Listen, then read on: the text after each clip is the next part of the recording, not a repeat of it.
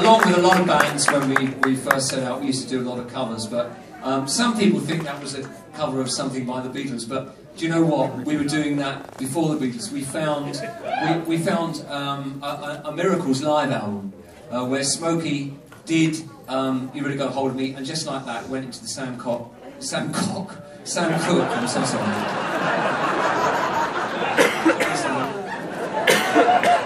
Went to the Sam Cooke song, Bring It On Home, in the middle of it. And we're going to go from that album now to our present album.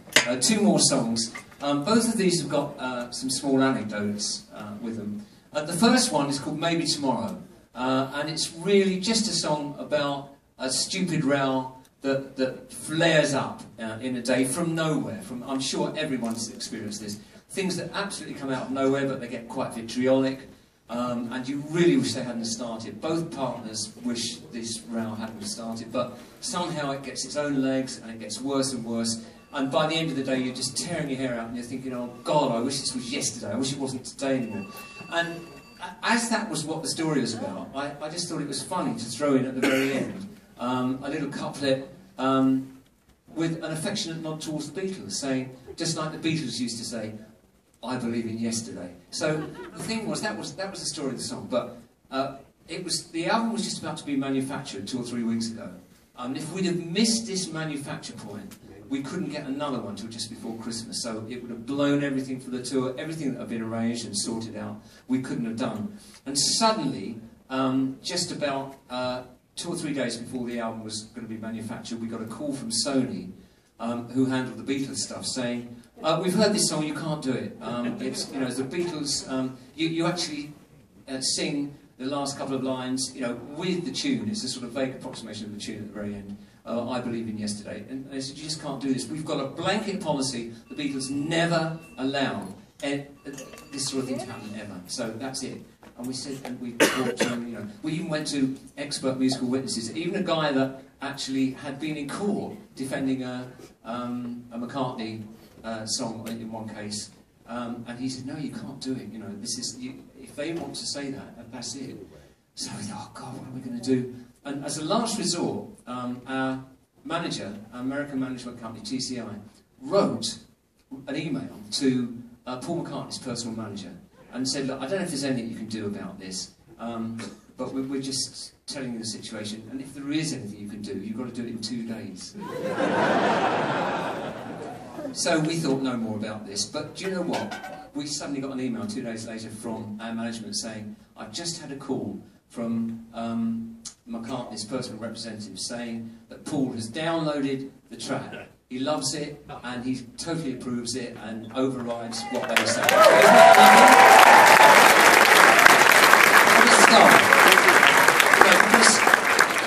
You know, we weren't only saying, you know, will you listen to it and will you approve it, but we were saying, you know, could you do it immediately? So it was really sweet of them. So that's the first story. The second one, the second song is called New York, and it's actually a thumbnail sketch of when we first came over on Christmas Day 1964, and we went to the Brooklyn Fox, the Murray the K show, and surely nobody here remembers that.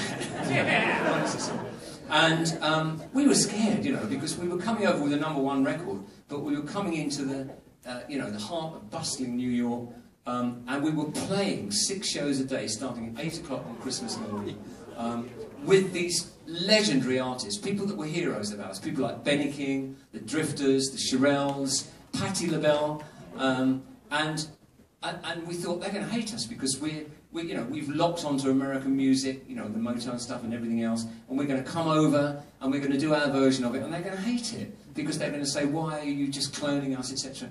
But of course they didn't, and they took us to their hearts, and it was a really lovely experience. And I was thinking about this while I was in the car, and I just, this second verse just came to me in the car, and I wrote it with the melody away from the keyboard, and the second, well, it was the first thing I wrote, but it became the second verse, and it's, I walked into the Brooklyn Fox that snowy Christmas day, and Patti and her bluebells simply stole my heart away.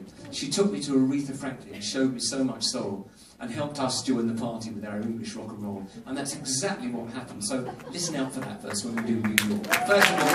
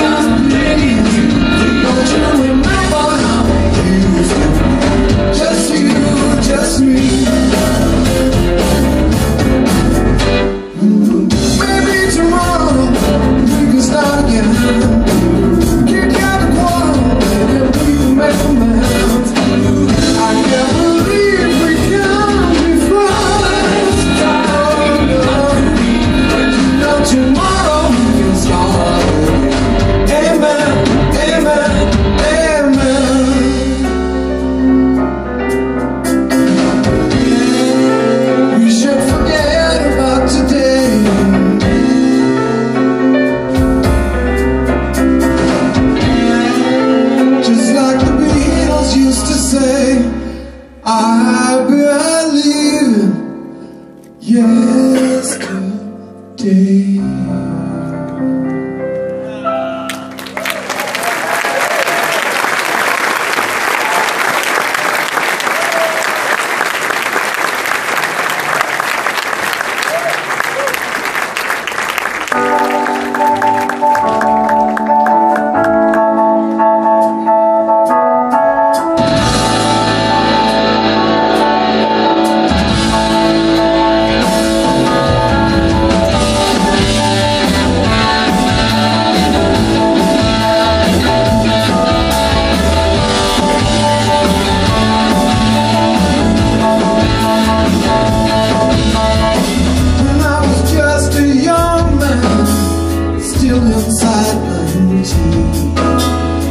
Stepped into your saddest dreams, stepped into a dream. America, America, where all my heroes lay, like a hearts and Elvis, Jeremy and Ray. And I came to love you, New York, your energy, your honesty, city of a million dreams, you gave one up to me.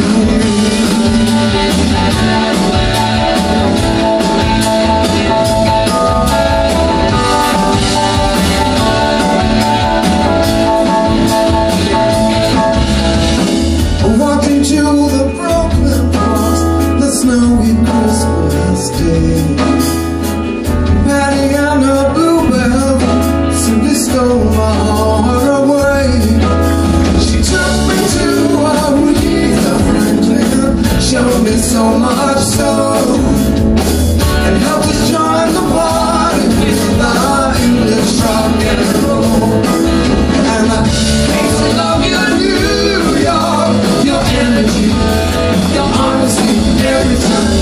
City of a million dreams, you gave one up to me.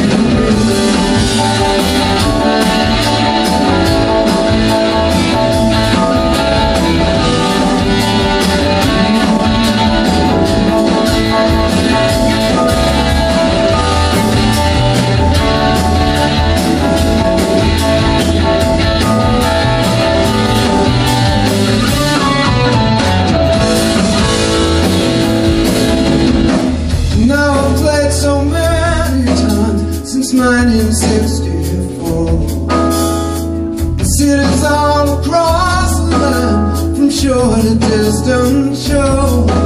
And I love the way the people always open up their hearts. But I never will forget the place, the magic world of skill and grace, the place I never could replace. They gave us such a start.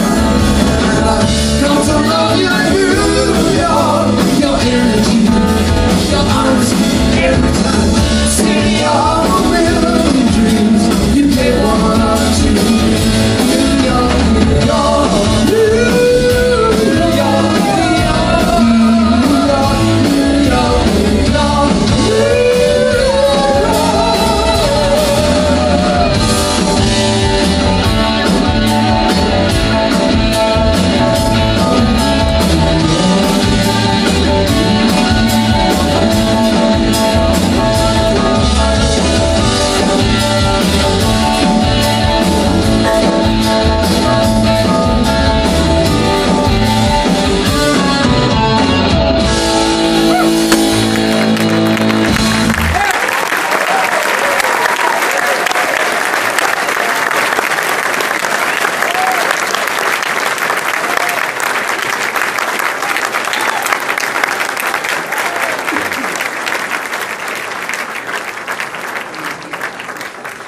Thank you so much. There's 2 songs from the brand new album, and thinking back to the 60s when we first started, without a doubt, I think one of the reasons that the Zombies achieved whatever success they achieved was because we had 2 really, really wonderful, prolific writers in the band, in Rod Argent and Chris White.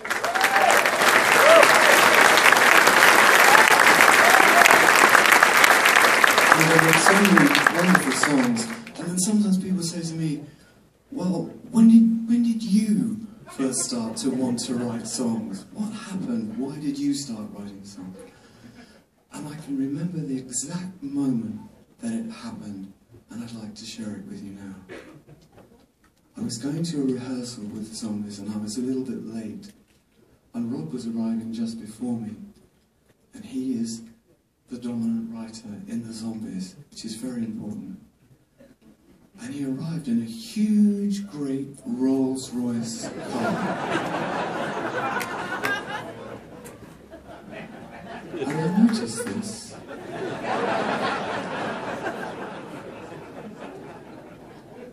And as I got off my bicycle, I thought, I'm going to write songs too. And so, from that moment, I started writing songs. And this is one of the first songs I ever wrote. And it was on my first album. It was quite successful in the UK. And actually, Rod and Chris produced it, and Jim played on it. So there's a connection. It's the old team back, but under a different name. This song's called Caroline Goodbye.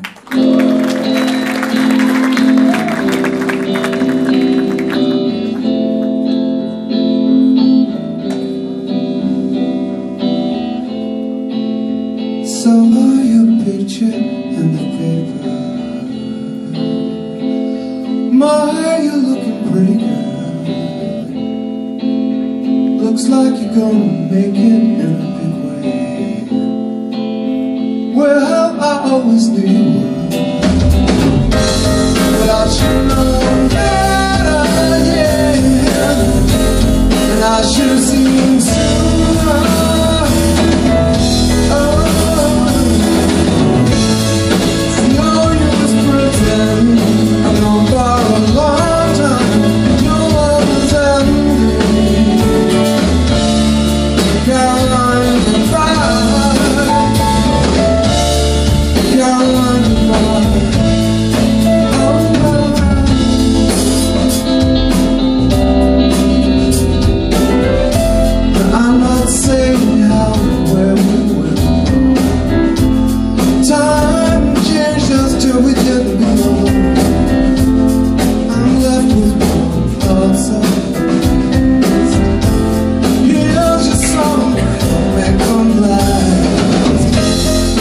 Should